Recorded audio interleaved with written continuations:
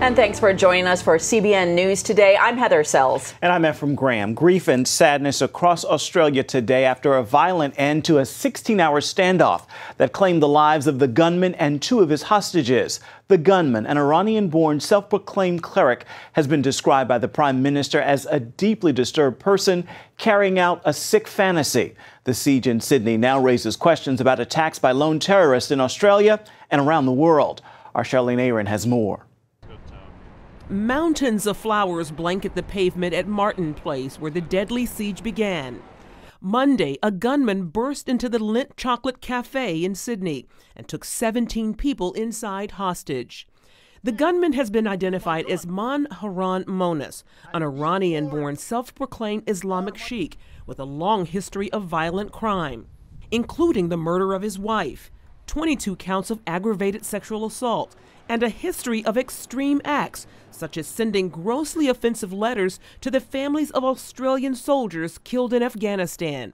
The rescue of the hostages unfolded in front of TV cameras. They made the call because they believed that at that time, if they didn't enter, there would have been many more lives lost. 2 hostages were killed in the melee. Katrina Dawson, a 38-year-old lawyer, and 34-year-old Tori Johnson, the manager of the cafe, who witnesses say died trying to disarm the gunman.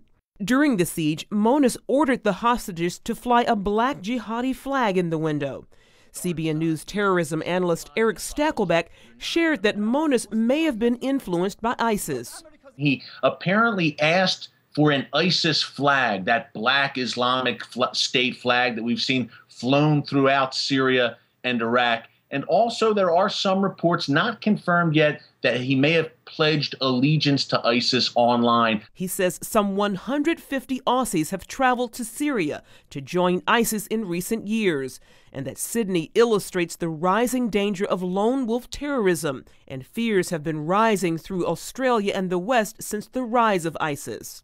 This is the new face of terror, Charlene. Look, of course, the jihadists are planning the next 9/11 diligently, but in the meantime, these self-starter, low-tech attacks, these lone wolf, you kind of turn yourself into a one-man jihad. It started with Fort Hood a few years ago, and now we've seen a pattern over the past few months with the emergence of ISIS. ISIS has encouraged its supporters, its sympathizers throughout the Western world to raise up and turn themselves into that one-man jihad. In September, Australian counterterrorism forces detained 15 people in a series of raids after receiving intelligence that ISIS was planning public beheadings in 2 Australian cities.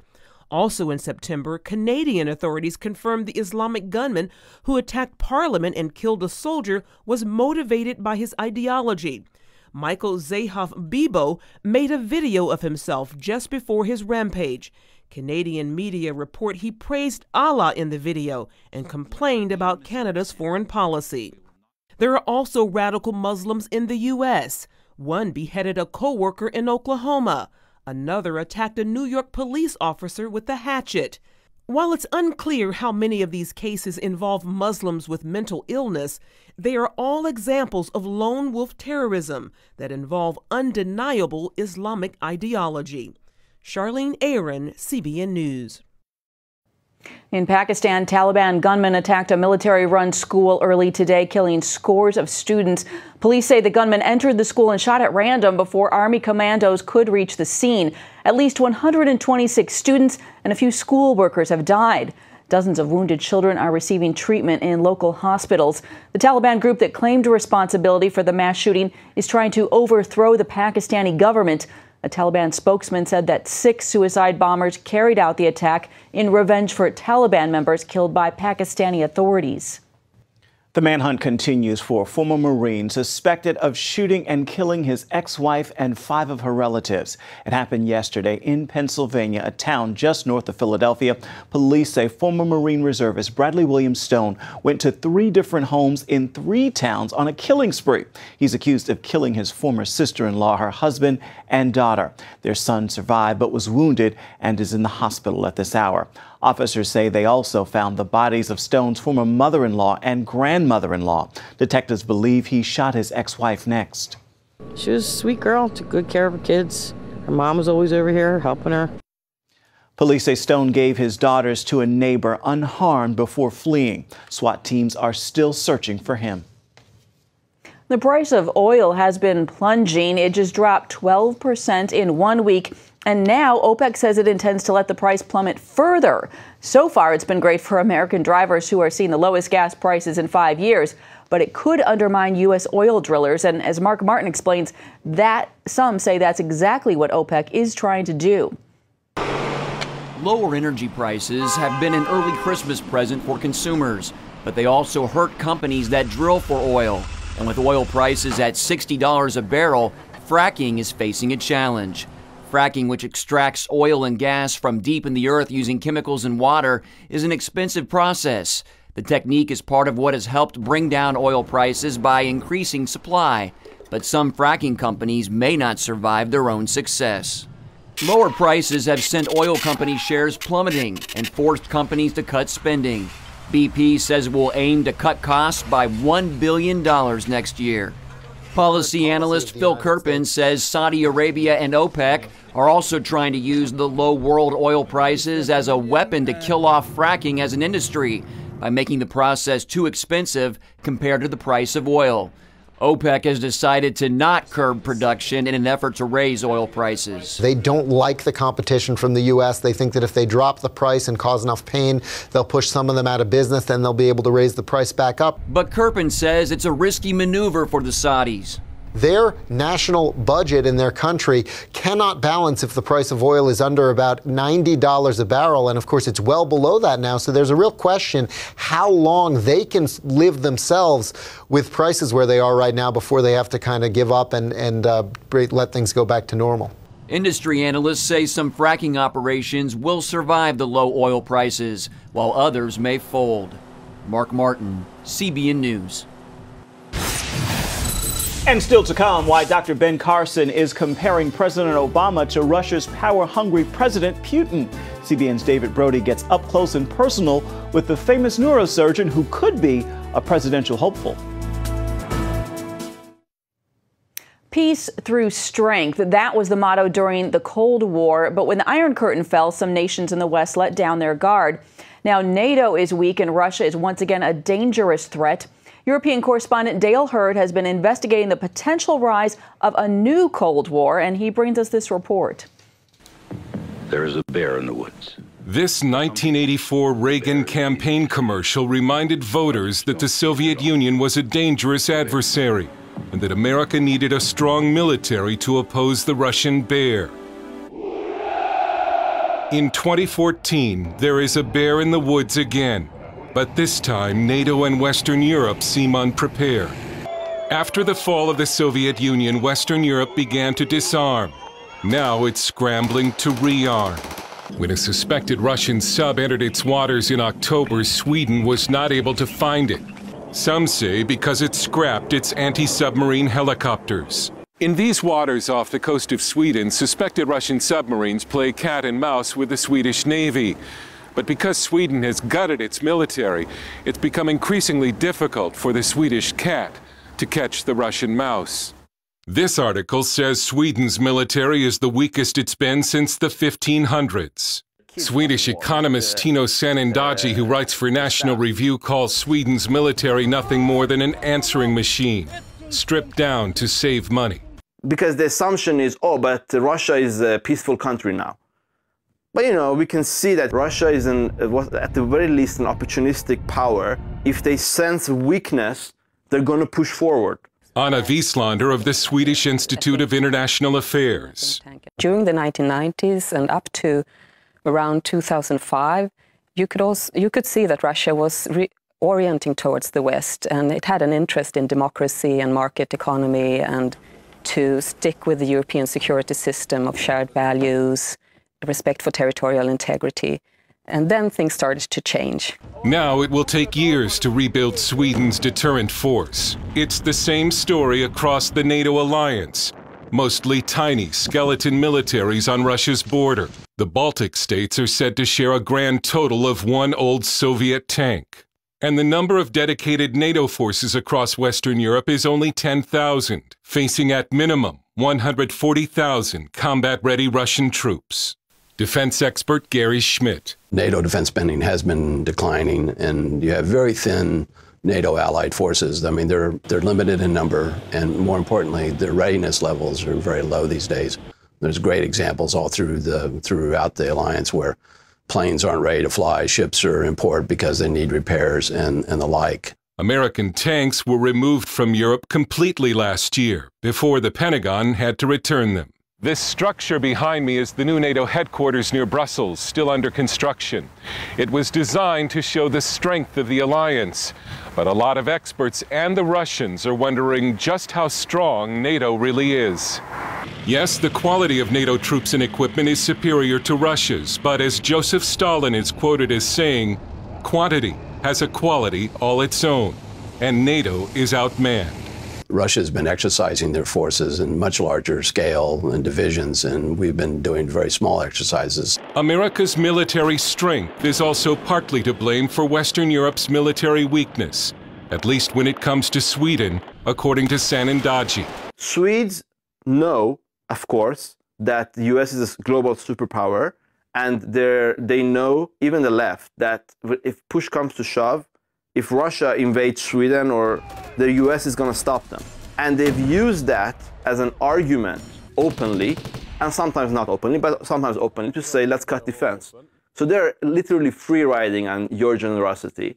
Russia could become very dangerous if Western sanctions begin to strangle its economy and create social disorder. Vladimir Putin has already threatened to invade Eastern Europe and the Baltic region, and Russia has been challenging Allied aircraft around the world. Russian military expert Alexander Goltz. It's more or less clear, in my reading at least, that we are swiftly moving to the new Cold War. Mr. Gorbachev, tear down this wall. Ronald Reagan defeated the Soviet Union through strength, but Vladimir Putin may not feel he's looking across its strength, but at weakness. And should he miscalculate and make a major move in Ukraine or the Baltic region, experts say NATO forces could repel him, but only after a very dangerous line was already crossed. Dale Hurt, CBN News, in Brussels and Stockholm. And still to come, fallen but not forgotten. We'll show you how an organization is using wreaths to honor our national heroes at Christmas time. The huge Republican victory in this year's midterm election was just a month ago, and already politicians and voters are looking ahead to the presidential race in 2016. CBN News recently spent some time with a man who could be a most unusual candidate, Dr. Ben Carson. David Brody has more. Dr. Ben Carson is known as a straight shooter, whether it's pool or talking politics. You know, Obamacare is really, I think, the worst thing that has happened in this nation since slavery. His no-nonsense approach captivates conservative audiences, and now the massively organized Draft Ben Carson for President movement has positioned him near the top of presidential polls. Indeed, it looks like he might be ready to move from medicine to politics. But first, he says God would have to grab him by the collar. And how is that conversation going with God about this potential presidential run? Has he grabbed you by the collar yet? I read an article about that. I feel fingers. A presidential run would only add to Carson's achievements. My life has been truly amazing. I think about it all the time. His well-documented journey is told in the book and movie Gifted Hands. It begins in Detroit, where he was raised by a single mom. Poor grades followed, along with a violent temper that led him to a stabbing incident with a friend. On that day, the knife miraculously hit the boy's belt buckle, giving young Ben Carson another chance to turn his life around. And he took it. Alone in his house, he picked up a Bible, gave his life to Jesus, and asked the Lord to take away his violent temper. Never had another anger problem since that day. And some people say you just learn how to cover it up, but when the Lord fixes a problem, he fixes it. He doesn't do a paint job. So, you know, it's virtually impossible to make me angry now. And if the doctor becomes a presidential candidate, he says his cool demeanor is going to help him. I'm not going to take the bait. I'm not going to get angry. It's just not going to happen. This could be the essence of a Carson for President campaign. A calm doctor dispensing ideas and leading a conversation on pressing issues, seeking reconciliation. Americans have to recognize that we, the American people, are not each other's enemies. The enemies are those people who try to divide everybody up. For example, those calling pro-lifers anti-women or traditional marriage supporters anti-gay. They've been reading a book by Saul Alinsky called Rules for Radicals, which says never have a conversation with your enemies because that humanizes them. And your job is to demonize them. Candy Carson, his wife of nearly 40 years, knows that her husband will be demonized by his critics if he runs. She understands the stakes. Our country is going a way that's different from what our founding fathers were thinking, and we wanted to make sure he felt really called to wake people up. And that's what he's been doing. The Carsons plan to lean on their Christian faith to get them through. You know, in the Bible it says the Lord doesn't give you more than you can handle, right? And a lot of times you feel like, are you sure? Are you really sure? You know, but he does give you what you need. We recognize that, you know, we are being instruments in the hand of God. He is the one who really orchestrates all of this. Right now, Carson is putting together his platform. He wants a fairer and flatter tax structure, lower corporate taxes, and health savings accounts for all. But his number one issue, the out-of-control debt. Unless we get a grip on that, why wouldn't we suffer the same fates as other pinnacle nations who have allowed debt to encumber their progress? Carson also will not let political correctness get in his way. He plans to speak his mind on issues like the roots of this country. We are, in fact, a Judeo-Christian nation. And I think that's a huge part of our strength. Or comparing our current government to Nazi Germany. And I know you're not supposed to say Nazi Germany, but I don't care about political correctness. He talks straight about President Obama, too. Our president is very much like Putin. You know, oh, well, gee, there's no resistance here. Okay, well, I'll just keep going. And the resistance needs to be there. What would you want to tell him? I would want to tell him, sir, I understand that you have very defined ideals of what you think America is, but you work for the people. They don't work for you. Constitutional authority, he has overstepped that, you believe, in many instances? Without question. And hopefully, the legislators in Congress will understand what they need to do. What do they need to do? They need to have a spine. They need to stand up, because once you allow someone to take liberties with the system, they're not going to stop. Carson says it's up to the people to change America's direction. People need to recognize that they do have power, but they do have to exercise it. It is our God-given duty to exercise that power. And he's praying for God to show his power in a mighty way. Do you think this country needs a spiritual awakening? We most definitely need a spiritual awakening. I mean, look at the direction that we're going in. Absolute absurdity. And the good doctor seems ready to tackle that absurdity in the wild world of presidential politics. David Brody, CBN News. And there it is. In West Palm Beach, Florida. I'll give you a chance for revenge. Not your typical politician. Not indeed, not indeed. I think he's going to run, and we've got 2 years to watch it all unfold. Yeah, it'll be interesting. Indeed. Stay with us. We're coming right back.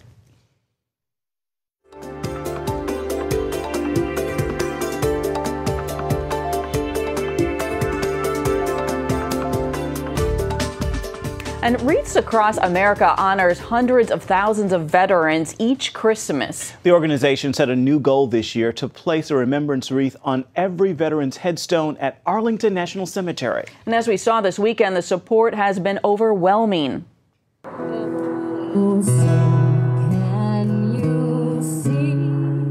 I'm standing here now to let you know that because of the support, we're going to do it. we've got the wreaths. Wayne Hansen is the chairman of Wreaths across America. His goal this year? Raise enough money to place 230,000 wreaths on each headstone at America's most sacred shrine.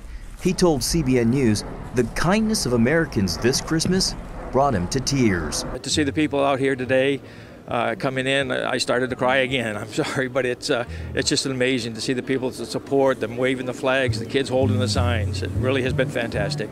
This year marks the 23rd anniversary of wreath laying here at Arlington Cemetery. It also marks the largest number of wreaths ever sponsored and delivered.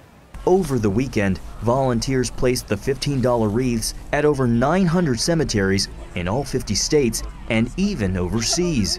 Misty Stratton brought her young daughter with a special reason in mind. We started a new tradition with Sophia, so we wanted to get her to understand how important it is for each holiday to thank the veterans for what they sacrificed for us. Board member Edith Knowles came to honor her brother, who died in the service. I wanted to bring my brother here because he's never had the opportunity. He was killed on the battlefield in World War II. And I'm here to help bring the warmth of Christmas to the graveside of the fallen. Remember, honor, teach. That's the mission of Wreaths Across America, which started in 2007 to carry on the annual wreath-laying ceremony at Arlington that began many years before, back in 1992. They'll know that people do care about their service and sacrifice of their loved ones, and that they won't be forgotten. In all, Americans placed more than 700,000 remembrance wreaths on veterans' graves this Christmas season, but the number of people who've been touched is countless.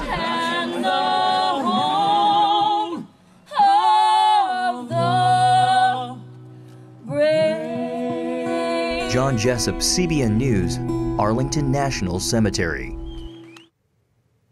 That's a great ministry. Indeed, indeed. Honoring our heroes. Yeah, that is it for us right now on CBN News Today, and you can find more of our exclusive coverage of the issues you care most about at cbnnews.com. Want to hear what you think about the stories you've seen here today? You can do it on Facebook or at CBN News on Twitter. Hope you'll join us again right here next time. Make it a terrific Tuesday, everybody.